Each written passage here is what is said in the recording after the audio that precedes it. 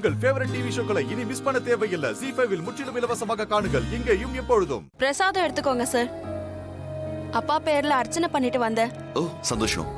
முதல்ல அப்பாக்கு வச்சிடுறேன். இந்தாங்க.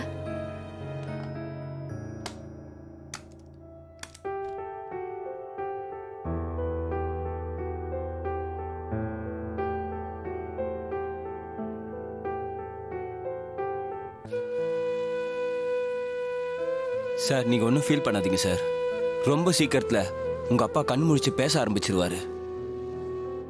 ஆமா சார், என் மனசுக்கும் அப்படிதான் தோணுது. நீங்க தைரியமா இருங்க. சடனா எனக்கு என்னோட சின்ன வயசு ஞாபகம் வந்துருச்சு.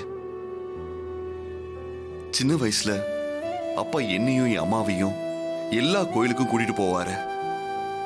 சாமி கும்பிட்டு முடிச்சதும் அப்பா தான் எனக்கு விபூதி வச்சு விடுவாரு.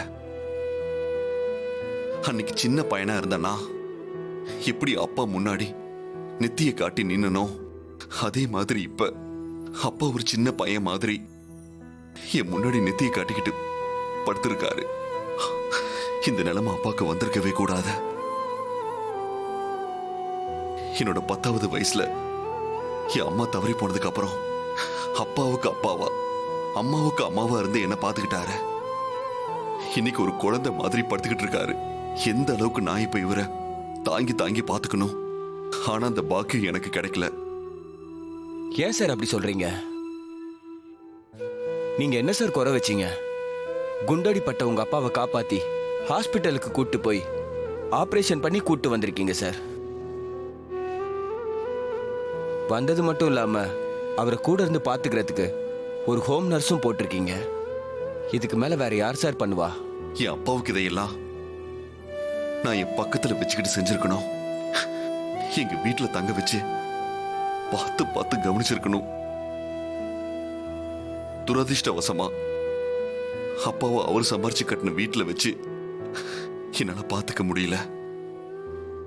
ஏன்னா அங்க அவருக்கு பாதுகாப்பு இல்ல. எங்க இருக்காருன்னு தெரியாத இடத்துலதான் அவருக்கு பாதுகாப்பு இருக்கு. என் அப்பாவோட உயிரையும் எங்க குழந்தையோட உயிரையும் காப்பாற்ற முடியுங்கிற ஒரு சூழ்நிலை வந்திருக்க. கடவுள் புண்ணியத்துல அந்த சூழ்நிலை சீக்கிரம் ஒரு முடிவுக்கு வரும் சார். வருத்தப்படாதீங்க.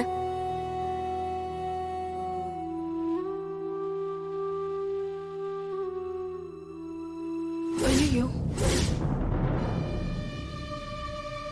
சார், இங்க பாருங்க சார். ஐயோ, பேஷண்ட்டுக்கு திடீர்னு ப்ளீடிங் ஆகுது ஐயோ, சார். ஃபர்ஸ்ட் எய்ட் பண்ணுங்க. Okay sir.